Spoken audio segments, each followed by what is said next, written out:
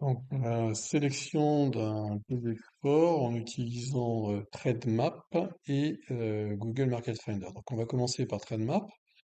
Donc, il s'agit en fait de générer des pages web dynamiques, c'est-à-dire paramétrer des pages web sur un site dans lequel on a fait un compte. C'est le cas ici, vous voyez. Je suis sur mon compte, donc j'ai fait un formulaire d'inscription. Et ça me donne accès à des codes à 6 chiffres auxquels je n'ai pas accès si je n'ai pas de compte. Donc ici, vous voyez, si je fais chevaux et ânes, j'ai accès. Si je n'ai pas de compte, je n'aurai accès qu'à des codes à 4 chiffres. Donc vous avez fait votre compte et vous êtes sur TradeMap. Donc notre idée, c'est de chercher des idées de pays export pour une entreprise qui souhaite exporter un produit. Donc exporter un produit d'un point de vue douanier, ça veut dire exporter un code produit, donc c'est attribuer un code produit à un produit. Alors, on va partir de rien du tout, c'est-à-dire on ne connaît que le nom de notre produit et on va dire que je veux exporter du parfum bio. Donc, je peux commencer par faire une recherche toute simple. Code produit, douanier. Je peux mettre ajouter SH, Standard Harmonized. Code produit douanier, et je vais mettre parfum, mais je voudrais du parfum bio. Bon. Donc je tente le coup, je regarde ce que ça me donne. Et là, vous voyez, Google, c'est un moteur de recherche qui est quand même assez performant, il me donne un code produit. Alors j'ai combien de codes produits? J'ai un code douanier, donc c'est-à-dire 1, 2, 3, 4, 5, 6, 7, 8 chiffres. C'est pas un code douanier, c'est un code SH à 8 chiffres. Le code douanier, il aurait 10 chiffres, donc sans doute 2 zéros de plus. Mais enfin, moi ce qui m'intéresse en fait, c'est un code à 6 chiffres. Donc je vais simplement retenir les 6 premiers. Pourquoi? Parce que sur TradeMap, je ne peux pas aller au-delà de 6 chiffres. Donc je prends la racine du code SH, 6 chiffres, CTRL C, hop. Je retourne sur TradeMap, je le mets dans la barre de recherche ici, CTRL V, et je regarde parfum et eau de toilette, des préparations pour l'après-rasage, et nanana. Alors, et j'ai pas l'impression que c'est du bio. Donc, peut-être que je devrais jeter un œil ici sur la recherche avancée et mettre parfum bio. Donc c'est une façon de chercher, pardon, ça n'est pas la seule. Je fais une recherche avec des mots-clés en français. Hein, vous voyez, je suis sur français et je vais chercher, voir un peu ce qu'il me donne. Parfum bio, bon, j'ai différents codes possibles. J'ai pas le mot bio qui apparaît en bleu, donc il me sélectionne pas le mot bio. Donc parfum bio, c'est pas forcément le mot-clé qui va convenir. Parfum, oui, mais bio, parfum naturel, parfum peut-être biologique alors. Non, mais si j'ai pas bio, je pense pas que j'aurai biologique non plus. Biologique, je vais chercher. Voilà. Bah si, je l'ai, biologique. Donc, c'est pas un moteur de recherche ici, visiblement, qui est très élaboré. Il faut vraiment avoir les mots-clés spécifiques. Bon, j'ai du biologique, mais c'est pas du parfum. Donc, ça va pas le faire.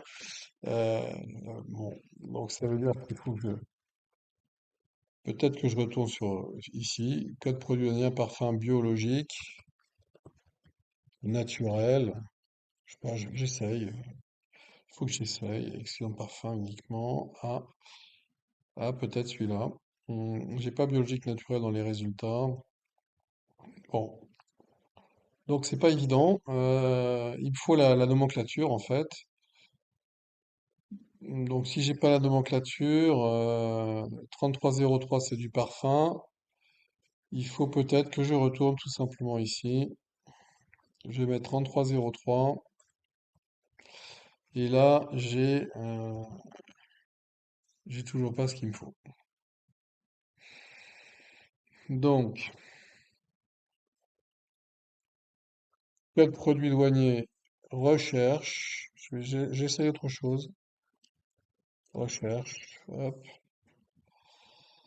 Et là, je regarde un petit peu. Douane, démarche, connaître la nomenclature. Encyclopédie tarifaire. Ça, c'est pas mal. Je suis sur Rita là. Donc, lecture. Mot-clé, non, c'est là. Mot-clé parfum.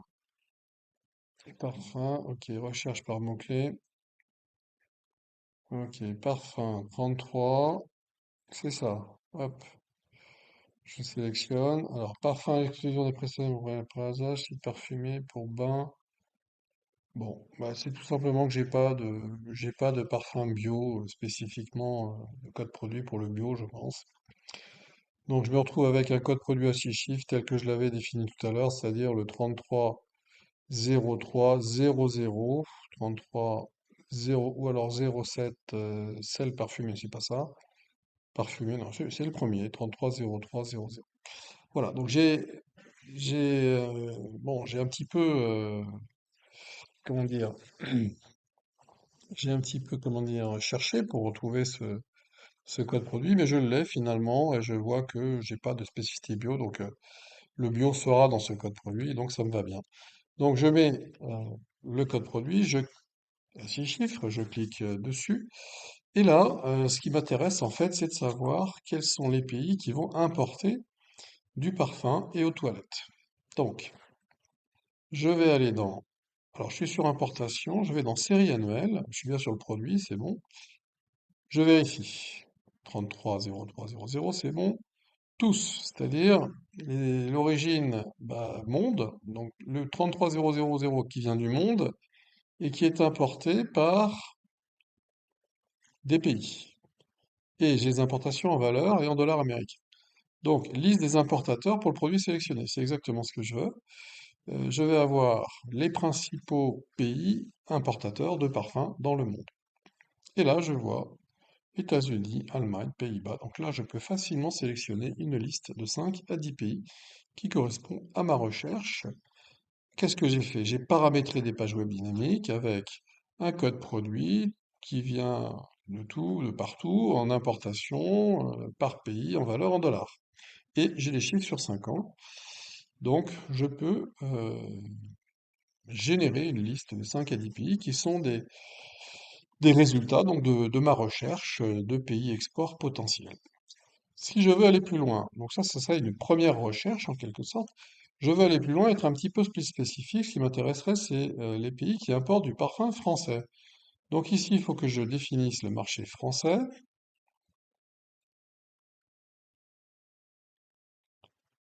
France. Je vais aller dans liste des marchés fournisseurs pour un produit importé par la France. Donc là, j'ai les importations françaises de parfums. C'est pas ce que je veux. Je veux l'inverse. Donc je mets export. Là, j'ai les exportations françaises, c'est-à-dire les marchés qui importent les exportations françaises, qui font venir des pays, des produits français, parfums. Et là, j'ai les principaux marchés de parfums français dans le monde. États-Unis, Allemagne, Espagne, etc. Donc là, j'ai généré une deuxième liste qui n'est pas nécessairement exactement la même, qui est plus centrée donc sur les parfums, les pays qui importent des parfums d'origine française. Donc j'ai une deuxième liste possible ici grâce à TrendMap. Je n'oublie pas de bien spécifier le paramétrage que j'ai fait dans mes annexes. Je fais éventuellement une petite capture d'écran, mais je n'oublie pas également d'écrire les choses que j'ai trouvées, c'est-à-dire ça ne m'empêche pas de faire une analyse. Une capture d'écran n'est pas une analyse. Voilà, donc ensuite, on a parlé de Google Market Finder. Bah, allons-y. Google Market Finder, qu'est-ce que je vais aller faire? Hop, Market Finder. Donc c'est un outil que je peux utiliser également. Find Global Opportunities, très bien, je file dessus. Hop, alors, qu'est-ce que je fais? Get started. Bon, soit je fais get started, soit je fais un sign in directement. Bon, ici je fais un get started. Donc, ici, il faut que je mette l'URL de l'entreprise pour laquelle je fais cette étude. Ce qui m'intéresse, c'est de trouver des marchés, enfin des pays export pour cette entreprise. Cette entreprise, elle a un site web. Donc, admettons que je fais ça pour une entreprise qui s'appelle Cap Créole. Je rentre son URL, l'URL de son site web, je continue. J'ajoute une catégorie. Alors ici, je fabrique, cette entreprise fait des poissons fumés. Donc je suis plutôt dans peut-être le business industrial, donc je fais bon, même si c'est pas vraiment de l'industriel. Et je cherche ici food industry, food service industry. Non, c'est pas du service, c'est de la production alimentaire. Agriculture, fishing industry, ouais, food production, voilà. Food production, c'est bien, confirme. Bon, si je veux ajouter une autre catégorie, je peux le faire. Hein, je vais peut-être. J'ai aussi les boutiques. Donc, food service industry, ça pourrait être ça aussi. Confirme, voilà. Ok, j'ai deux catégories, très bien, je confirme. Et là, il me donne trois pays potentiels, mais comme vous voyez ici, moi je veux plus. Donc il faut que je complète mon profil, et là je vais ici, et je vais cliquer sur oui ou non, peu importe. Bon, je vais mettre non, et il faut un sign up avec Google. Donc là, il vous faut un email Google. Bon, moi j'en ai un ici, donc je vais l'autoriser. Voilà. Et là, je suis connecté sur mon compte Google, et je vais aller dans... Alors je laisse réfléchir.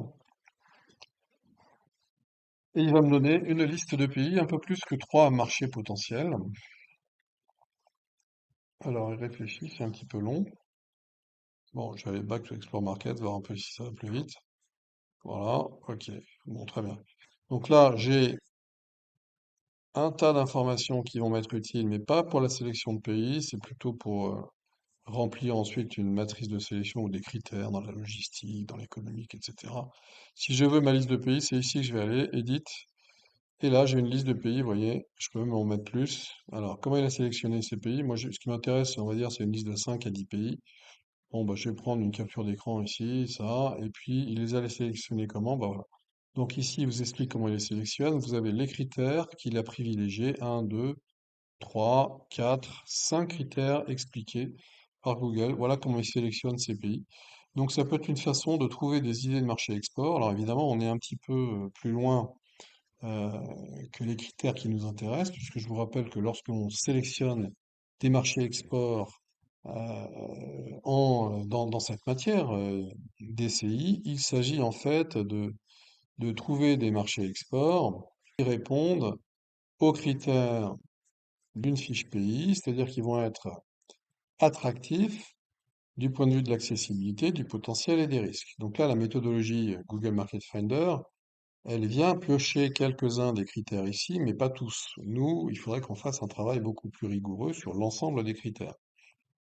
Donc, mais néanmoins, Google Market Finder nous donne des pistes possibles en utilisant simplement certains de ces critères, hein, puisqu'on voit ici que là, on est sur des recherches mensuelles sur Internet, le prix des Google Ads, donc ça n'a rien à voir avec notre fiche pays à nous.